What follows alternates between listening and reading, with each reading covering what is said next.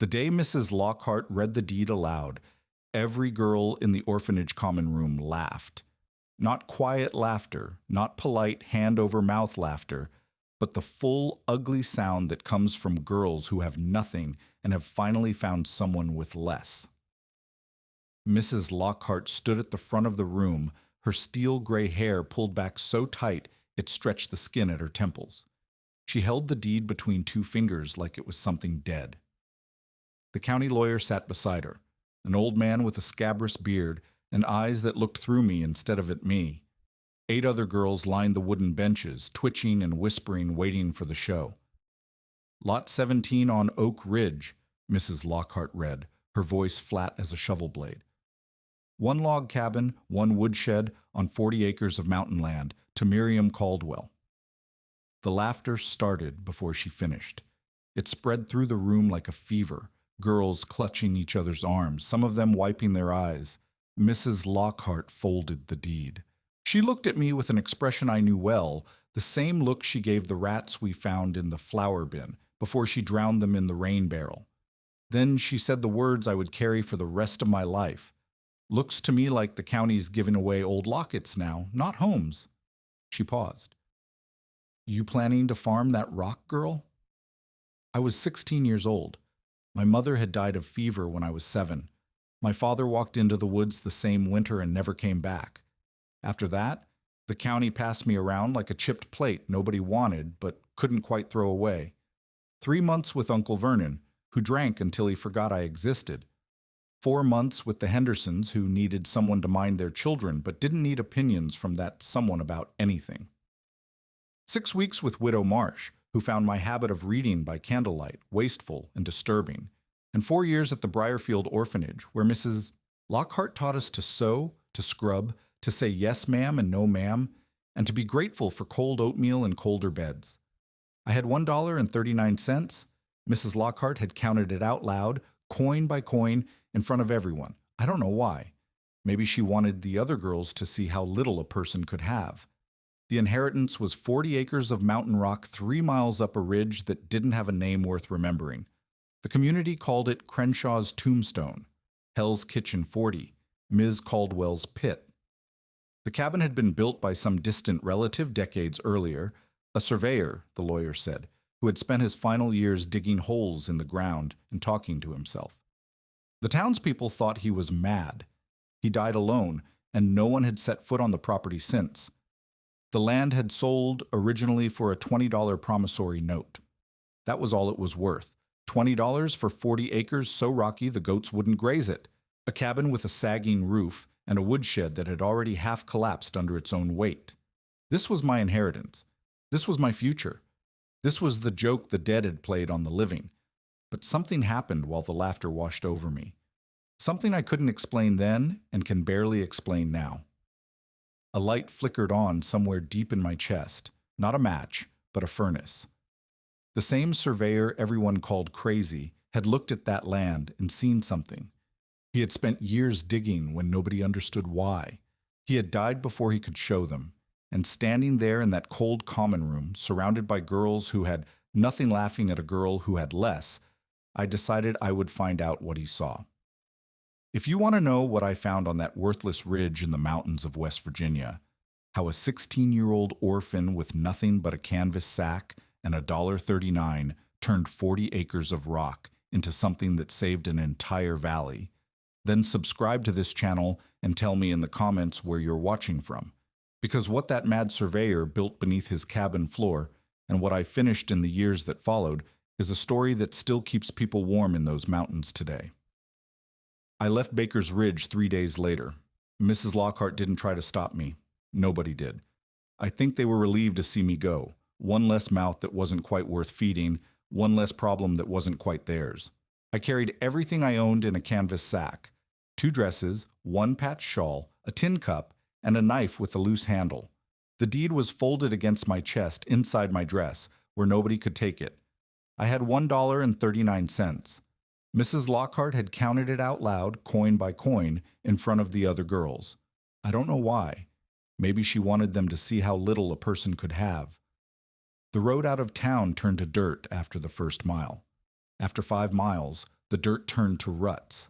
After 10, the ruts disappeared entirely, and I was walking on packed leaves and exposed roots, climbing a grade so steep my calves burned with every step. The pines closed in overhead until the sky was just a narrow ribbon of gray. I passed no one. No wagons, no riders, no travelers going the other way. The silence was so complete I could hear my own heartbeat in my ears. By late afternoon, on the second day, I found the marker stone the lawyer had described. A chunk of limestone with the letters C-17 chiseled into its face, half covered by moss. I turned left and followed what might have been a path, or might have been a deer trail, or might have been nothing at all. The undergrowth scraped at my ankles. Thorns caught my skirt. I was limping by the time I saw the cabin. It was worse than I had imagined. The roof sagged in the middle like a tired horse's back. The chimney leaned at an angle that made me step back, certain it would fall. The porch boards were gray and splintered, 2 of them missing entirely, leaving gaps like knocked-out teeth. The door hung open on one hinge. Through the doorway I could see darkness, and I could hear something moving inside. Mice. I hoped it was mice. I stood at the edge of the clearing for a long time, my sack hanging heavy against my leg, looking at what I had inherited. 40 acres of mountain rock, 1 cabin that the wind could blow down, 1 woodshed that had already half collapsed under the weight of its own rotted timbers. The community's nickname came back to me. Crenshaw's Tombstone, Hell's Kitchen 40, Ms. Caldwell's Pit. I could turn around. I could walk back to Baker's Ridge and ask Mrs. Lockhart to take me in again. I could beg. I could clean her floors and empty her chamber pots and say yes, ma'am, and no, ma'am, until I was old enough to marry someone who would take a penniless orphan with no family and no dowry and no future.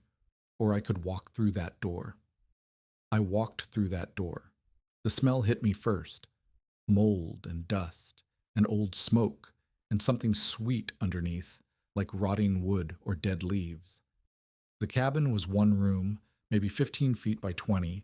A stone fireplace took up most of the back wall, its mouth black with soot, a cast-iron kettle sitting cold in the ashes. There was a wooden table with 1 leg shorter than the others, a chair that might hold my weight if I sat very carefully, and a bed frame with no mattress, just rope stretched tight between the rails. The floorboards were warped and gapped. In the corner, I could see where something had gnawed through the wood. Rats, probably, or squirrels, or something bigger. The window was broken. Glass littered the sill and the floor beneath it. Through the jagged opening, I could see the mountains rising beyond the clearing, blue and cold and endless. I set my sack on the table and stood there, breathing dust, listening to the silence. I had inherited this. I had inherited nothing. The tears came suddenly, hot and angry, and I let them fall. I cried standing up with my fists clenched, not because I was sad, but because I was furious. At Mrs. Lockhart for counting my coins, at the lawyer for reading that deed with his smug little smile, at whoever had owned this place before me and let it fall to ruin, at myself for believing, even for a moment, that something good was coming. I wiped my face with my sleeve and made myself stop. Crying wouldn't fix the roof. Crying wouldn't feed me. Crying was a luxury I couldn't afford, and I had learned young that some luxuries would kill you faster than hunger. I started cleaning. The broom I found behind the door was missing half its bristles, but it was enough to push the worst of the debris into piles. I scraped mouse droppings off the table. I pulled the dead leaves out of the fireplace. I found a bucket with only 1 hole in it and walked to the well behind the cabin, 50 yards through the brush, and lowered the rope hand over hand until I heard a splash. When I hauled the bucket up, the water was brown and tasted of iron and old wood. I drank it anyway.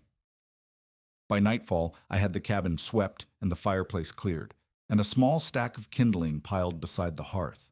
I didn't have matches. I had forgotten to bring matches. I sat in the dark on the rope bed, wrapped in my shawl, listening to the wind find every gap in the walls, and I thought about how a person could die from stupidity just as easily as from cold. I didn't sleep. I shivered. In the morning, I searched the cabin more carefully. The lawyer had mentioned the previous owner's things would be included with the deed, but I had assumed that meant furniture, a bed, maybe some pots. I hadn't expected to find anything useful. I was wrong. Behind a loose board beside the fireplace, wedged into a gap between the hearthstones and the floor, I found a wooden box. It was rough-hewn and warped, the lid stuck with age, and I had to pry it open with my knife. Inside was a collection of objects that made no sense to me: a brass compass with a cracked face, a magnifying glass with one lens missing, a spool of wire, and 6 leather-bound notebooks tied together with twine. I pulled the notebooks out and untied the knot. The handwriting on the first page was small and cramped and slanted hard to the right. "Soil studies and temperature experiments," it said. H. Caldwell, 1872. H. Caldwell. Horace Caldwell. The man who had built this cabin. The man everyone called crazy. I turned the page. "Day 1, the entry began. "The well water is cold. The air is cold. But the ground beneath this cabin holds warmth even now in November. I've begun measuring." I read for hours. Horace Caldwell had been a surveyor for the county, the notebooks explained, but his real passion was soil. He had spent 30 years of his life measuring temperatures at different depths, recording humidity, testing how fast wood rotted in different conditions. He had charts and diagrams and calculations that I couldn't follow, written in a hand that grew shakier as the notebooks progressed. But one idea ran through every page, growing clearer and more urgent as the years passed. The ground was warm. Not warm like summer, not warm like a fire, but constant, steady. The notebook showed his measurements. At 6 feet below the surface, the temperature held at 50 degrees year-round. Above freezing, dry, protected from rain and snow and wind. "The townspeople laugh at me," Horace had written in an entry dated January 1875. "They say I am digging my own grave. Perhaps I am. But I'm also proving something they refuse to see. The earth holds warmth. The earth protects. If I can build deep enough, wide enough, I can store wood through the worst winter the mountains can throw at us. While other men's sheds collapse under ice and their wood rots in the wet, mine will wait in darkness, dry, and ready." I looked up from the notebook. My hands were shaking. I went back to the loose board beside the fireplace and knelt down. I felt along the edges of the floor, testing each plank, until I found one that moved. I pried it up. Beneath the floorboards, where there should have been solid earth, there was a hole. Not a small hole, not a gap or a crack or a shallow depression. A hole 10 feet across and deep enough that I couldn't see the bottom. The edges were shored up with heavy timbers, squared and fitted together with a precision that took my breath away. A wooden ladder, crude but sturdy, descended into the darkness. Horace hadn't just written about building underground. He had built it. I found a candle stub in the box and lit it with the magnifying glass in the last of the afternoon sun.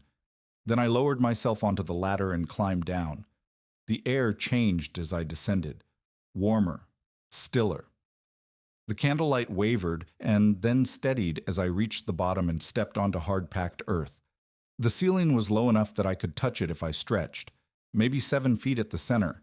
The walls were timber-braced, the spaces between the beams packed with clay. The floor was flat and dry. I stood in the cellar that Horace Caldwell had spent years digging, and I cried again. Not from anger this time, not from frustration or exhaustion or fear.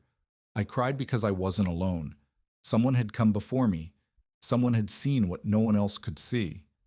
Someone had been mocked and dismissed and called crazy, and they had kept digging anyway, kept building anyway, kept believing in something the whole world said was worthless. I sat on the dirt floor with my back against the cold timber, and I cried until I had nothing left. Then I climbed back up the ladder and kept reading. The notebooks became my teachers. They were gaps in Horace's knowledge, holes where age or water had smudged the words, but the core ideas were clear. The cellar needed to be 10 feet deep to maintain stable temperature. The walls needed timber bracing every 4 feet to prevent collapse. The entrance needed a heavy trap door to trap warmth in winter and keep rain out in summer. Air circulation required at least 2 vents, positioned to create draft without flooding. Horace had done most of this work himself, over 15 years, but the last notebook, dated 1886, showed that he hadn't finished. "The east wall needs reinforcing," he had written in a hand so shaky I could barely read it. "The ventilation shaft on the north side collapsed last winter. I don't have the strength to dig it out again. My eyes are failing. My back no longer bends the way it should." The final entry was dated 3 months before I arrived.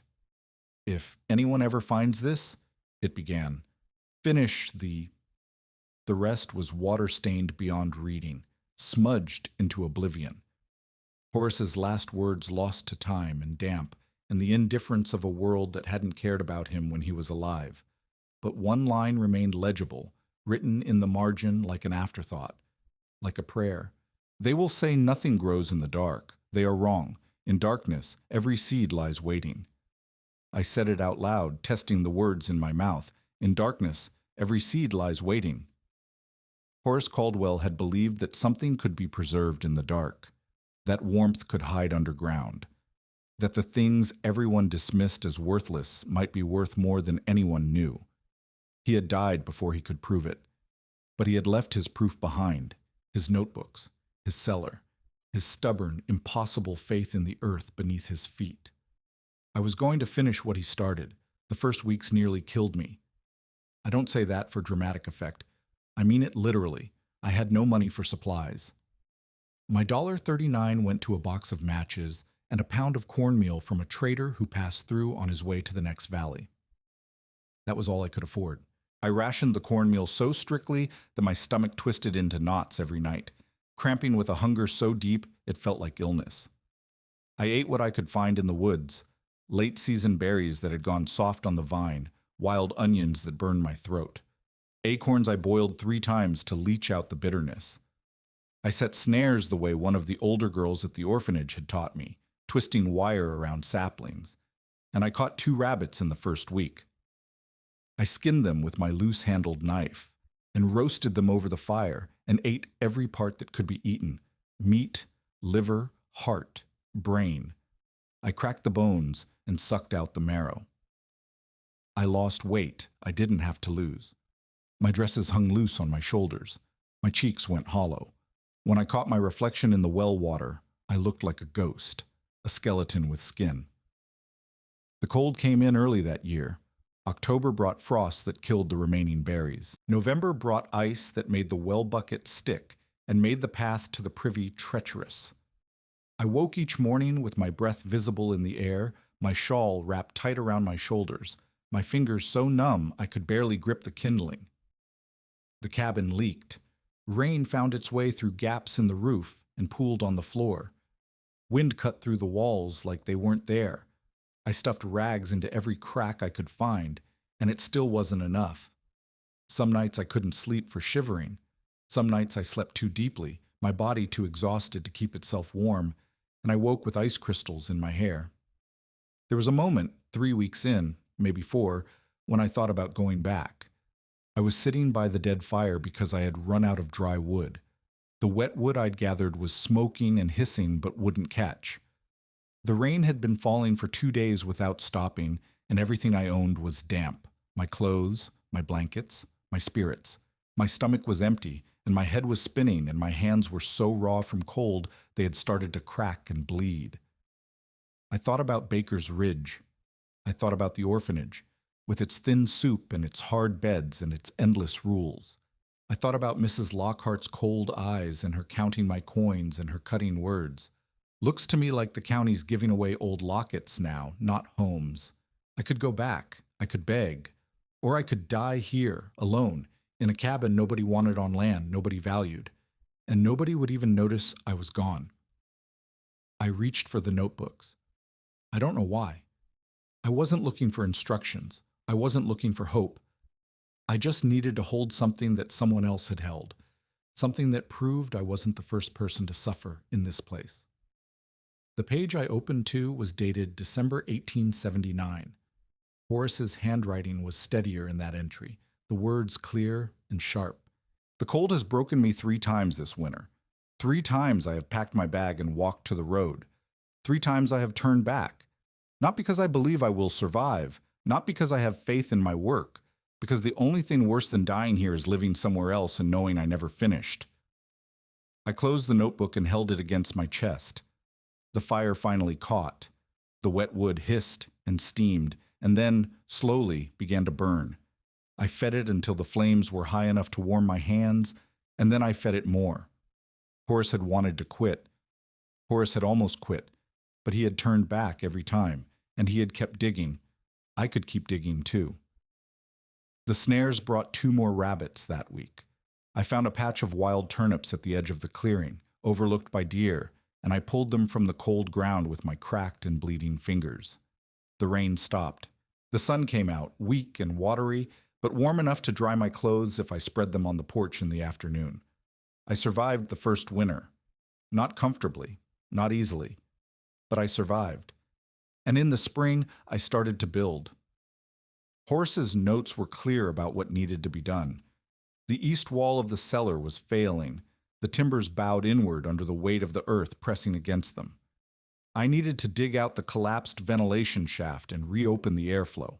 I needed to extend the storage space if the cellar was going to hold enough wood for a real winter, not just my own small needs, but enough to share, enough to trade, enough to prove that Horace's idea worked. The measurements were specific: 10 feet deep, 12 feet wide, reinforced every 4 feet. The timbers needed to be oak or hickory, something that wouldn't rot in the constant humidity. The joins needed to be pegged, not nailed, to allow for the slight shifting of earth. The entrance needed a trap door with counterweights, heavy enough to seal tight but light enough for one person to lift. I read the instructions. I looked at my hands. I looked at the forest stretching out beyond the clearing. Then I picked up my knife and started cutting down trees. It took me 4 days to fell my first oak. 4 days of hacking at the trunk with a knife that was never meant for this work. 4 days of blisters forming and breaking and forming again. 4 days of my shoulders screaming in protest, and my back seizing up and my hands going numb, and then burning, and then numb again. When the tree finally fell, crashing through the underbrush with a sound like thunder, I lay on the ground beside it and couldn't move for an hour. I dragged the trunk back to the cabin with a rope I'd made from twisted vines. That took another day. I split it into planks with a wedge I'd fashioned from stone, pounding it with a rock until my arms gave out. 3 planks per day if I worked from dawn until dark. 4 if I skipped meals. I didn't skip many meals. I couldn't afford to. By April, I had 10 planks stacked beside the cellar entrance. By May, I had 30. I pried up the damaged timbers on the east wall and replaced them, bracing the new wood with stones I'd hauled from the creek bed. I dug out the collapsed ventilation shaft inch by inch, filling bucket after bucket with wet earth and carrying it up the ladder to dump at the edge of the clearing. The work was endless. It was exhausting. Some days I finished so tired that I couldn't remember climbing into bed, but the cellar was growing. One morning in early June, I was waist-deep in the ventilation shaft, scraping at a stubborn root with my knife, when I heard footsteps on the porch above me. I froze. In 3 months, no one had come to this cabin. No one had visited. No one had checked to see if I was alive or dead. A voice called down through the trapdoor. "Hello? Anyone down there?" I climbed up into the light, dirt-streaked and wary, and found myself face to face with an old man. He was tall and stooped, with white hair that stuck up in tufts and a beard that reached his chest. He leaned on a cane with both hands, his knuckles swollen and gnarled with age. His eyes were pale blue, almost colorless, and they were fixed on me with an intensity that made me want to step back. "You're the girl," he said. It wasn't a question. "I'm Miriam Caldwell," I said. "This is my land." "I know whose land it is." He peered past me, into the darkness of the cellar. "I know whose land it was." He told me his name was Samuel Brandt. He was 74 years old. He had worked the quarries for 40 years before his back gave out, and now he lived in a cabin 3 miles down the ridge with nothing to do but wait to die. "I knew Horace Caldwell," he said, lowering himself onto my porch step with a grunt of effort. "Knew him when he was a young man with a head full of ideas that nobody wanted to hear. He used to talk to me about the ground, the warmth in it, the way it held heat while the air froze and the snow piled up. I thought he was crazy. He paused. Might be I was wrong about that. He had seen the smoke from my chimney 2 weeks earlier, he said. Seen it and wondered who had moved into the old Caldwell place. He'd waited to see if whoever it was would last. A lot of people came to these mountains thinking they could make a go of it. Most of them were gone by the first hard frost. But you're still here, he said, and you're digging. I showed him the notebooks. I showed him the cellar. I showed him the measurements Horace had left behind and the work I'd done to reinforce the walls and the ventilation shaft I was still clearing. Samuel listened without interrupting. When I finished, he sat for a long time in silence, his pale eyes fixed on something I couldn't see. Finally he said, "Your granddaddy was right." "Great uncle," I corrected. "I think." The lawyer wasn't clear. He was right either way. Samuel pushed himself up from the step, using his cane for leverage. "You've done good work here, girl. Horace would be proud, but you've done it wrong." I stiffened. Wrong how? The east wall. He pointed with his cane toward the cellar entrance. "You've braced it at 4 feet like the notes say, but you've used green wood. Green wood swells when it dries. 6 months from now, those braces will push the wall out instead of holding it in." I felt my face go hot. All that work, all those days of cutting and hauling and fitting. "The ventilation shaft's too narrow," Samuel continued. "Horace planned for draft, but he didn't plan for you working down there. You need space to move, space to haul wood in and out. 3 feet wide at minimum, not 2. He went on for 20 minutes, pointing out flaws I hadn't noticed and mistakes I didn't know I'd made. By the time he finished, I wanted to sit down and cry. Again. But then he said, "I can help you fix it." I looked at him. This old man with his white hair and his swollen knuckles and his cane. "I know what you're thinking," he said. "I'm old. I'm slow. I can't swing an axe or haul timber or do anything useful." I wasn't. "Yes, you were." He almost smiled. "But I can teach. I spent 40 years cutting stone. I know how to brace a wall that'll hold. I know how to measure a cut that'll fit true.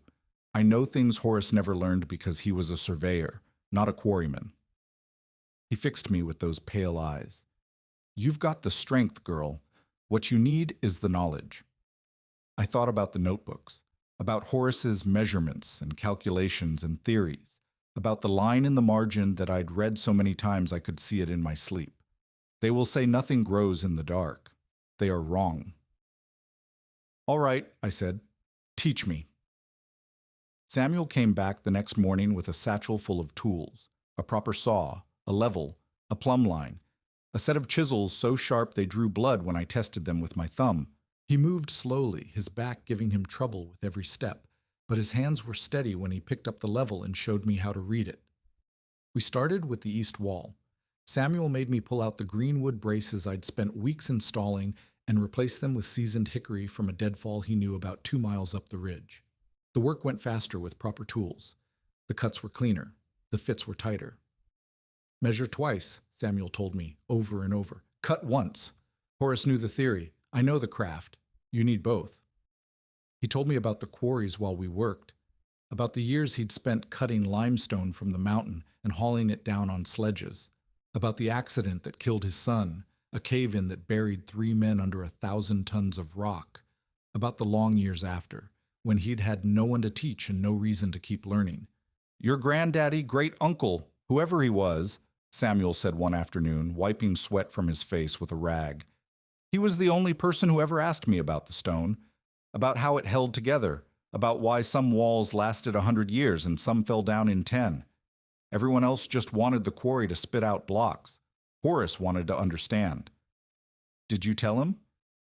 "Some of it." Samuel looked at me. "I'm telling you the rest." By midsummer, the east wall was solid. By fall, the ventilation shaft was clear and widened to 4 feet. The cellar could hold 15 cords of wood, 15 cords stacked in neat rows along the earthen floor, accessible through a trap door with counterweights that I could lift with one hand. I hadn't filled it yet, but I was ready to start. The first test came on a night in late October, when the temperature dropped so fast that ice formed on the inside of my windows. I had a small fire burning in the cabin, but the heat bled out through the gaps faster than I could feed it. I was shivering by midnight, my teeth chattering so hard I bit my tongue. I remembered Horace's notes. The ground holds warmth. I climbed down into the cellar. The air was different down there, warmer, stiller. I held my hand out and felt no draft, no cold seeping through the walls. My breath didn't fog. My shivering slowed and then stopped. I had brought a thermometer. Samuel had given me one, an old brass instrument with a cracked face, and I held it up to the candlelight. 52 degrees. Above me, the cabin was freezing. The wind howled and the ice crept across the glass, and the fire fought a losing battle against the cold. Down here, the earth held steady. 52 degrees, dry. Warm enough to keep wood from rotting, warm enough to keep a person from freezing. I sat on the dirt floor with my back against the timber wall, and I laughed. I laughed until tears ran down my face and my stomach hurt, and I couldn't breathe. It worked. Horace's crazy idea, his impossible dream, his 15 years of digging and measuring and being mocked by everyone in the valley. It worked. When I climbed back up into the cabin, the first gray light of dawn was seeping through the windows. The fire had died to embers. The cold was brutal, but I didn't feel it. I was going to fill that cellar. I was going to stack it with wood, 15 cords, 20 cords, as much as it would hold. And when the next blizzard came, when the snow piled up and the sheds collapsed and the wood rotted in the wet, I was going to lift my trap door and pull out logs as dry and warm as the day I'd stored them. Samuel showed up 2 hours later with his satchel and his cane and his pale eyes squinting in the morning light. "Well," he said, 52 degrees. He nodded slowly. Then his face cracked into a smile, the first real smile I'd seen from him. "Your granddaddy was right," he said. "I knew it. I always knew it." We got to work. The cellar was proving itself. But the real test hadn't come. The first snow hadn't fallen. The community still thought I was crazy. And Samuel's cough, the one he'd had since I met him, was getting worse with every passing week. I didn't know yet how little time we had. Samuel taught me things that weren't in the notebooks. He showed me how to read the grain of a log before I cut it, how to find the natural cleavage planes that would let the wood split clean instead of splintering. He taught me to season timber by stacking it off the ground with spaces between each plank, letting the air circulate until the moisture dropped below 20%. He showed me how to test for dryness by weight, by sound, by the way a chip burned when you held it to the fire. Horace knew the theory, Samuel said one afternoon, watching me split a hickory round with his sharpest wedge. He knew why the cellar worked, but he never learned the craft of it. He was always thinking about the next measurement, the next calculation. He forgot that wood has its own logic. I asked him how he knew Horace so well. Samuel was quiet for a long time. Then he told me about a summer day in 1852, when he was a boy of 12, and Horace was a young surveyor mapping the county lines. Horace had stopped at Samuel's father's farm to ask directions, and instead of leaving, he'd spent 3 hours asking questions about the soil, about the rock beneath it, about why some fields grew corn and others grew only weeds. "Nobody ever asked my daddy questions like that," Samuel said. "Most people looked at him and saw a farmer. Horace looked at him and saw a man who understood the ground." That was who Horace was, a man who saw what others missed. Samuel had one photograph of Horace, creased and faded, showing a thin man with a serious face standing beside this very cabin. He gave it to me one evening without explanation. I pinned it to the wall beside the fireplace, where I could see it while I worked. The cough got worse as winter approached. Some mornings, Samuel couldn't make it up the path to my cabin, and I would find him sitting on a stump halfway up the ridge, catching his breath with his hand pressed to his chest. He never complained. He never mentioned it. But I saw the way his face went gray when the spasms hit, and I heard the wet rattle in his lungs that meant something was wrong in a way that wouldn't get better. "I'm old," he said once when I asked if he should rest. "Old men cough. It's what we do instead of being useful." He kept teaching. He taught me to build forms for pouring clay, to mix merite for ceiling joints, to calculate load-bearing weights for the timber supports. He taught me things he said he'd never taught anyone, because there had been no one to teach. My son was supposed to learn all this, he said quietly one evening when the fire was low. He was supposed to carry it forward, then the mountain took him. I didn't know what to say. I reached out and put my hand over his, and we sat like that for a while. Two people who had lost everyone, finding something that might be family in the space that loss had left behind.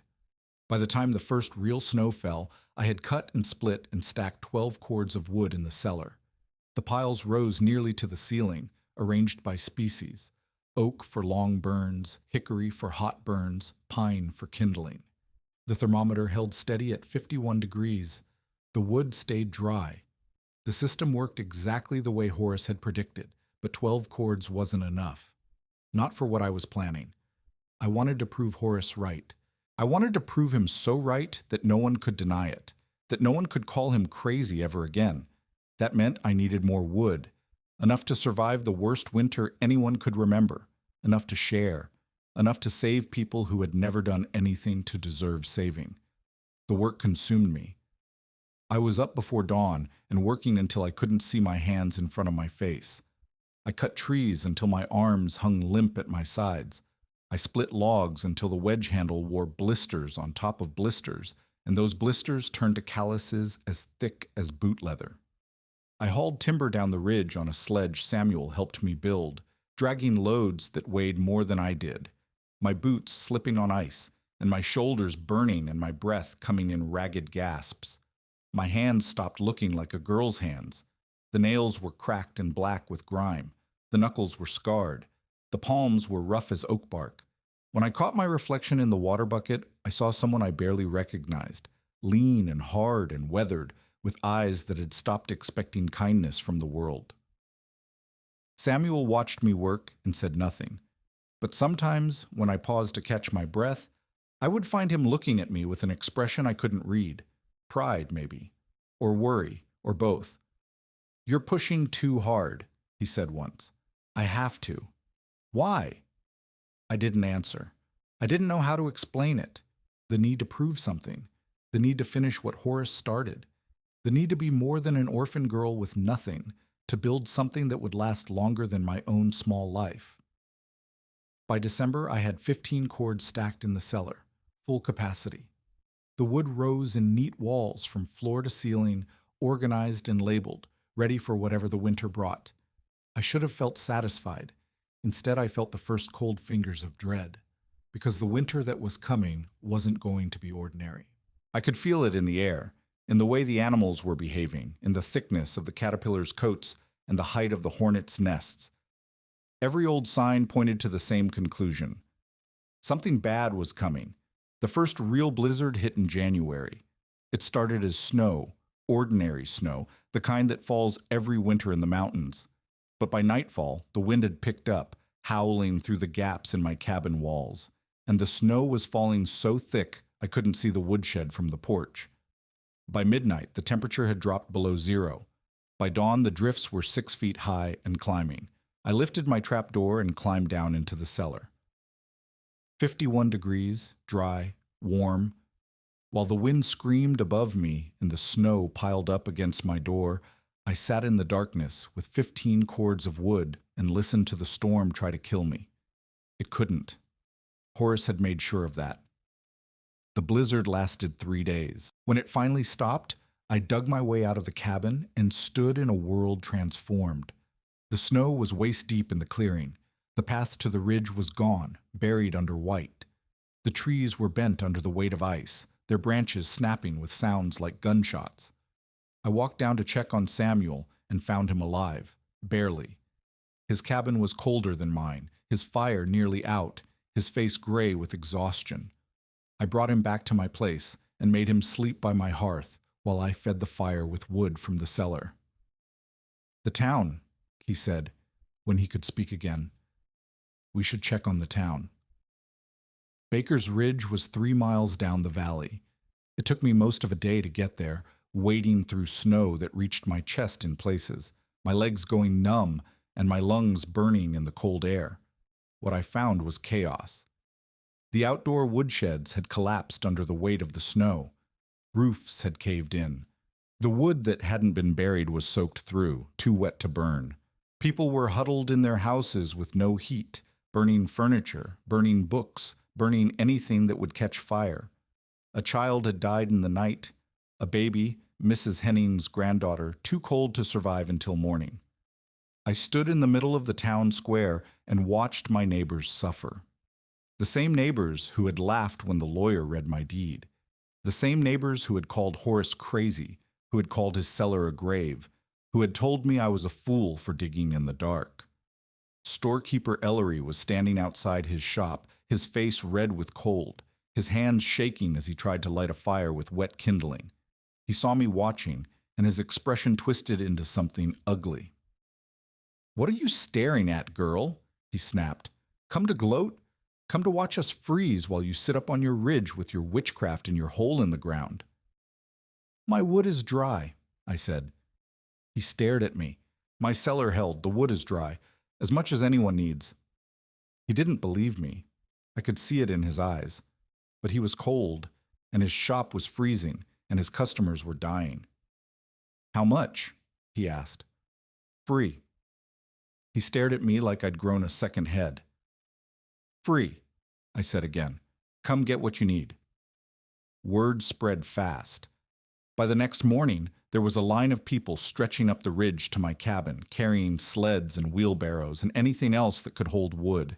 I stood by the trapdoor and handed out bundles of dry oak and hickory, one family at a time, watching their faces shift from suspicion to confusion to something that might have been gratitude. Mrs. Peterson came. The same Mrs. Peterson who had taken me in after my parents died, and then thrown me out when I became inconvenient. She arrived with 2 empty buckets and a face tight with shame, unable to meet my eyes. "I need," she started. "I know what you need."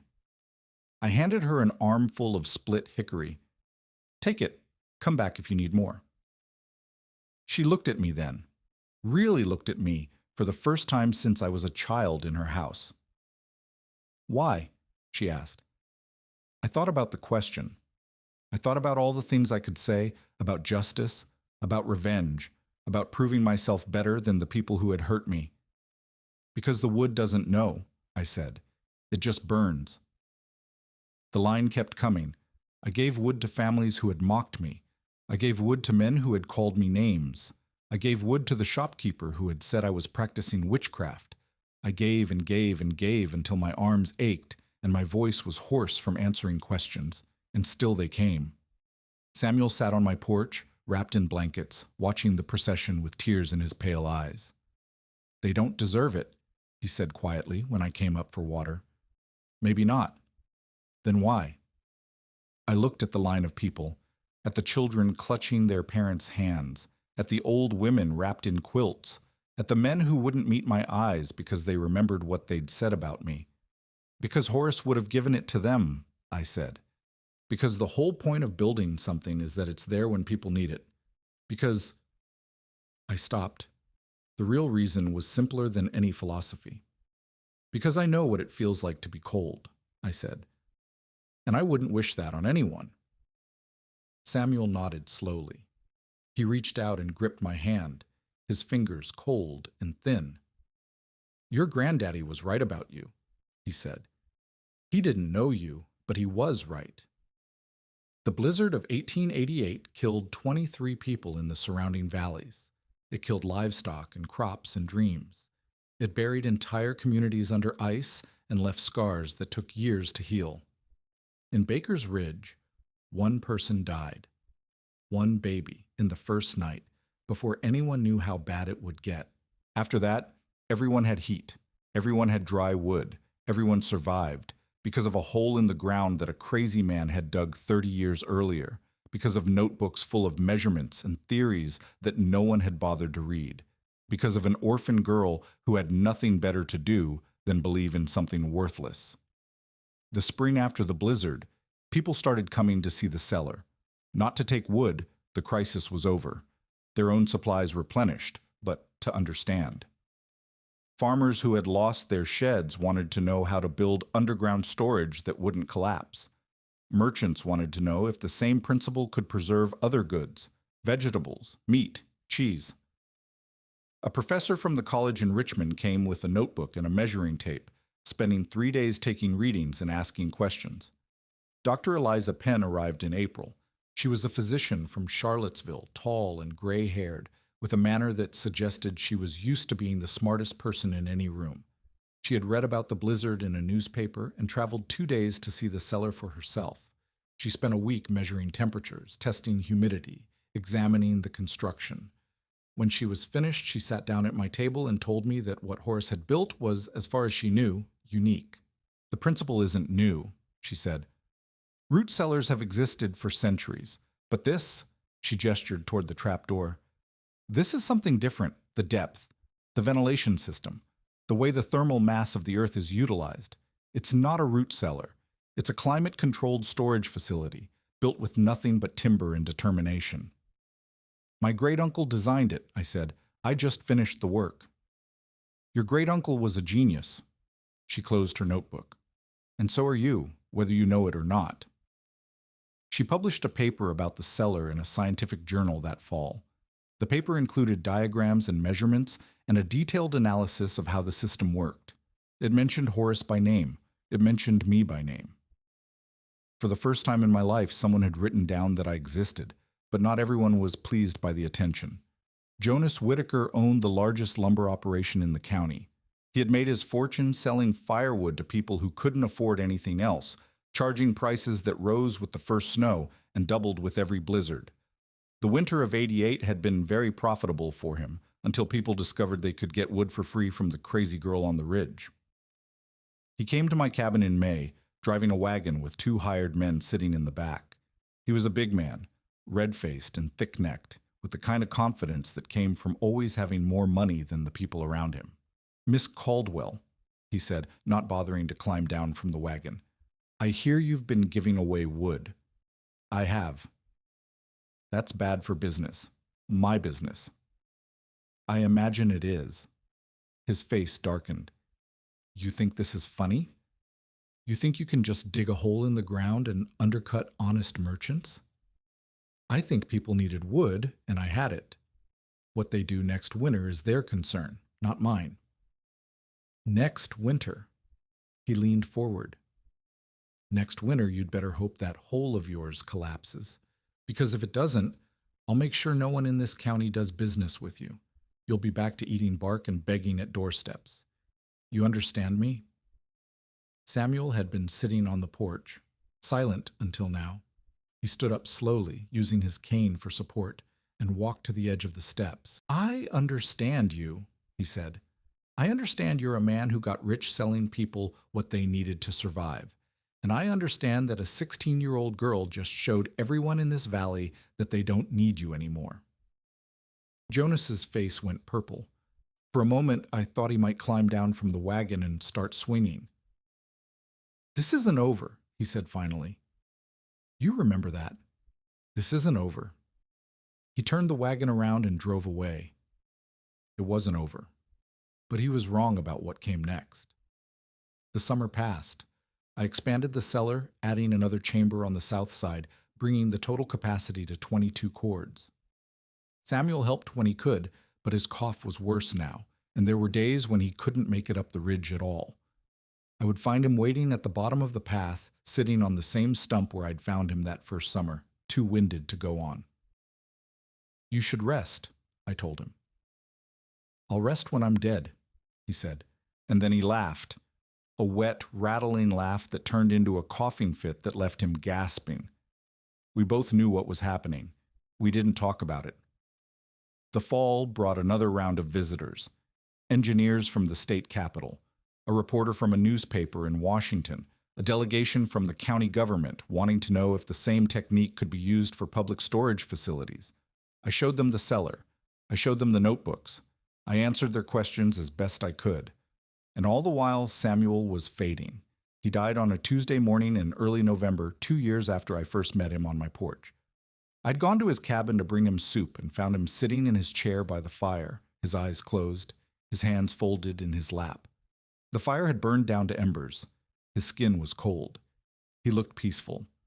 That was what surprised me most. All the pain, all the coughing, all the struggle, it was gone from his face. He looked like a man who had finally finished his work. I buried him on the ridge, in a spot he had picked out himself, with a view of the valley and the mountains beyond. I planted a hickory sapling on his grave, his favorite tree, the one he said burned hottest and longest of any wood in the forest. I said a few words. I don't remember what they were. Something about teaching, about patience, about how the best knowledge is the kind that gets passed from hand to hand. Something about how the people we lose don't really leave us, as long as we keep doing the work they taught us to do. The hickory grew. It's still there now, tall and strong, shading the grave of the man who taught me how to build. After Samuel died, life changed. I married Jonathan Beckett 3 years later. He was a school teacher from the next valley, a quiet man with gentle hands, and a habit of listening more than he talked. He had come to see the cellar after reading Dr. Penn's paper, curious about the science of it, and he had stayed for dinner, and then for another dinner, and then for a conversation that lasted until midnight. "You're not what I expected," he told me that first evening. "What did you expect?" "Someone harder," he said. "Someone angrier, after everything you've been through." I thought about that, about the orphanage and the families who threw me out and the people who laughed at my inheritance, about the cold and the hunger and the years of being told I was nothing. I was angry, I said, for a long time. But anger is like green wood. It burns hot and fast, and then it's gone. I needed something that would last. We had 2 children. I won't say much about them. Their lives are their own stories, not mine. But they grew up in that cabin, with the trapdoor in the floor and the cellar beneath it, and they learned early that the things people call worthless are often the things worth most. The years passed. I taught other people to build cellars of their own, adapting Horace's design to different landscapes and different needs. I wrote a small book about underground storage with diagrams and instructions, and it sold well enough to pay for a new roof and a proper stove. Visitors came from as far away as Ohio and Pennsylvania, wanting to see the original, and I showed them the notebooks and told them about the man who had first imagined what the earth could do. Horace Caldwell, the crazy surveyor, the man who dug his own grave, the man who saved a valley full of people who never knew his name. I grew old in that cabin. My hair went gray and then white. My hands, which had once been soft enough to hold a pencil, became gnarled and thick with calluses. I moved slower. I forgot things. I spent long afternoons sitting on the porch, watching the hickory tree that shaded Samuel's grave sway in the mountain wind. But I never stopped checking the cellar. Every spring, every fall, I would climb down the ladder and run my hands along the timber walls, feeling for rot, checking the temperature, making sure everything was holding together. My body knew that place the way a musician knows an instrument. And every time I went down there, I thought about Horace, about his measurements and his theories and his stubborn, impossible faith, about the line he had written in the margin of his notebook, the line that had kept me going when nothing else could. "They will say nothing grows in the dark." They are wrong. In darkness, every seed lies waiting. I understand that line now. I understand it better than I understood it when I was 16 and starving and alone. The darkness isn't something to fear. The darkness is where things grow when the world above has given up on them. The darkness is where the impossible becomes possible if you're willing to dig deep enough. One last thing happened before the end, the thing I have to tell you about before I go.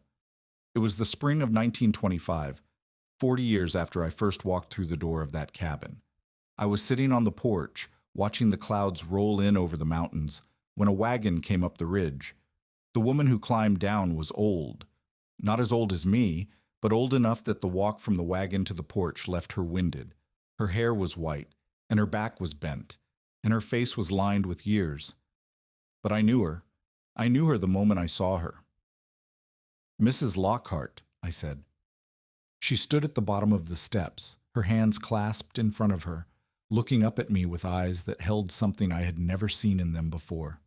Fear, shame, regret. "Miss Caldwell," she said, I read about what you did, what you built. I had to come and see." I didn't say anything. I waited.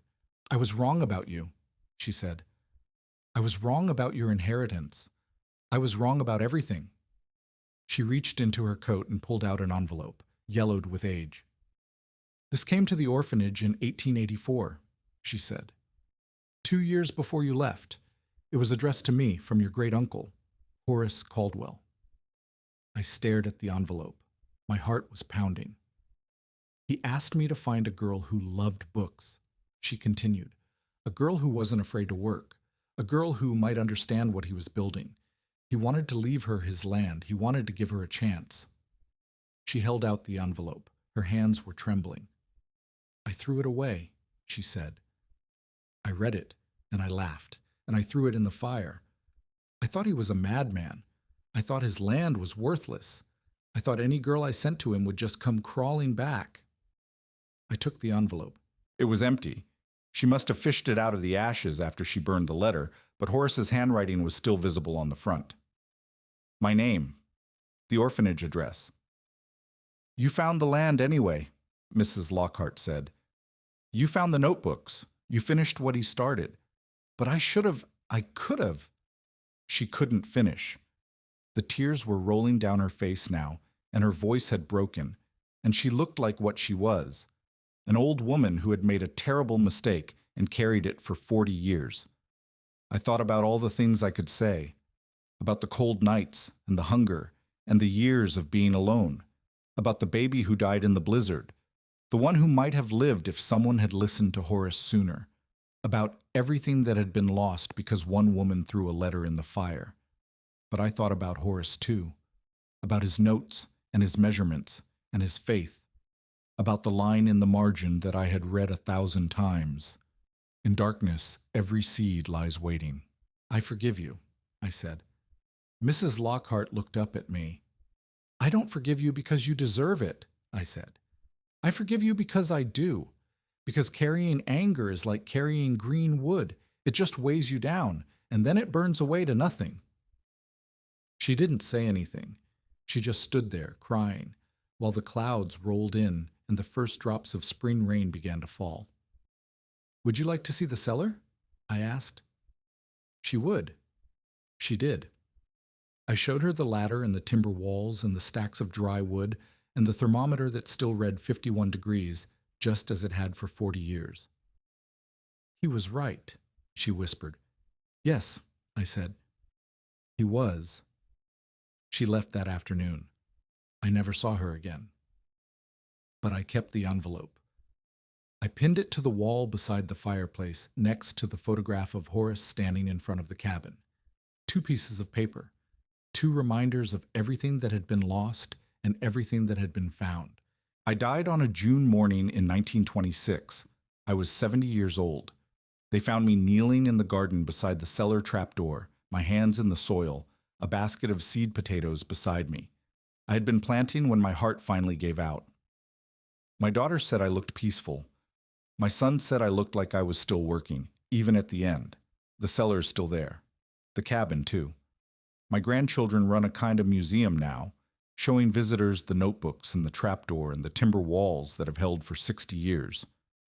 They tell the story of the crazy surveyor and the orphan girl who finished his work.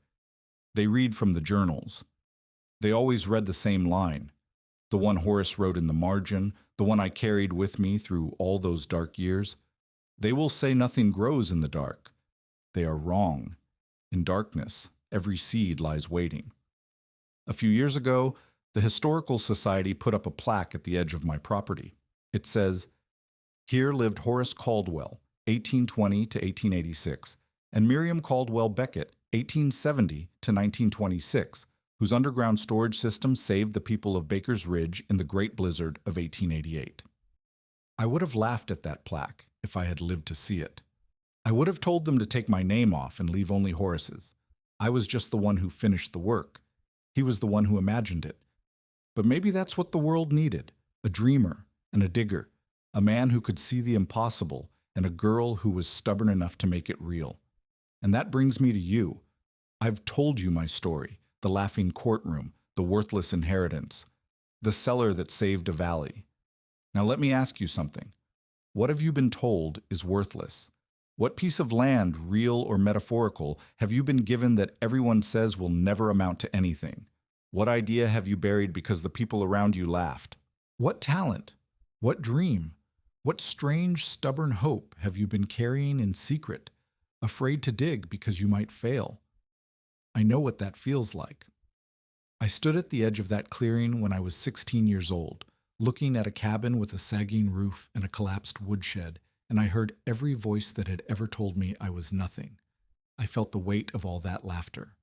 I thought about turning around, but I walked through the door instead, and what I found in the darkness, what I built in the darkness, saved not just me, but everyone who had ever laughed. The conditions don't have to be perfect. They almost never are. Horace didn't have the right tools. I didn't have the right training. Samuel didn't have enough time. We built it anyway because the alternative was giving up, and giving up is just a slower way of dying. If this story moved something in you, if it made you think about your own sealed cellars and your own unread notebooks, hit subscribe for more stories about ordinary people who built extraordinary lives out of the nothing they were given. And then go find your darkness. Go find the thing everyone told you was worthless. Go find the place where nothing is supposed to grow. Because the secret that Horace knew, the secret I spent my whole life learning, is this. The surface is the least interesting part of any piece of land and of any human being. What matters is what's underneath. What matters is how deep you're willing to dig. Your cellar is waiting. Open the trap door.